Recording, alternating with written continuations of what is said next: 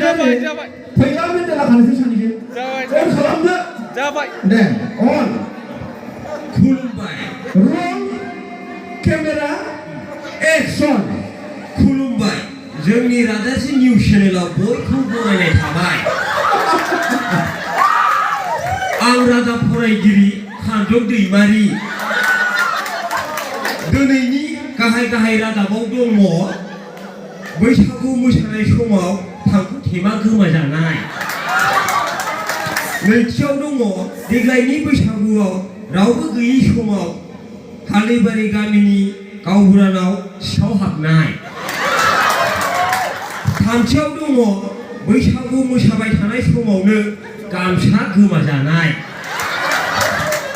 दानिया फैदो आबुं रादाबाव हालैबारि गामिनि ना जाग्रा बसुमतारिया गावनि रंजानायाव गफबबाय थानाय समावनो बिथाङा थांखु थेमाखौ जानजिनिफ्राय खावजायो बिथाङा थांखु थेमाखौ गोमाजानायखौ मिथिनानै लोगो लोगो हालैबारिनि पुलिस थानायाव नालिस होयो हालैबारि थानानि एसपि बेलसिं बसुमतारिया नायबिजिरनानै मोनबाय जे सिखावा रावबो नङा गार'फारानि मालदां दैमारियासो खावदोंनो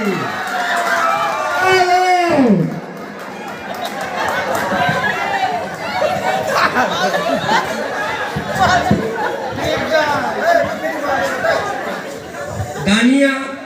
देग्लायनि रावबो गैयै न'आव माने गावबुरानि न'खराव हाबनायाव सिखावा हाबदों आरो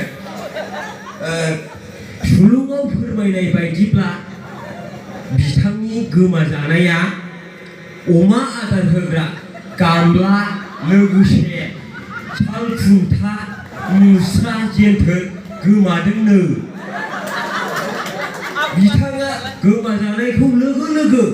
पुलिस थानायाव हैबावो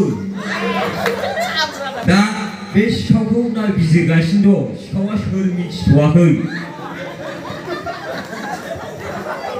देग्लायनि जुब अखा हानायनि जाउनाव लामा आरो सिथ्लाया हाब्रु जानायनि जाहोनाव मोसानायखौ इन्टारेस्ट मोननानै माने बिराद मोसाबाय नालाय इन्टारेस्ट मोननानै गामसा गुनायखौ थाल मोनासै जाहैदों दा बे सोर जोंहा मोसौ बोराय बसुमतारिया गामसा गुनानै मोसाग्राफोरजों गासिन जाबायनो लोगो लोगो बे गामसा गुनायखौ नुहुरनानै बिनिनो बेवाइ प्रियंका दैमारियासो गामसाखौ खाथेहैबायनो दिनैनि रादाबा एसेनोसै बाय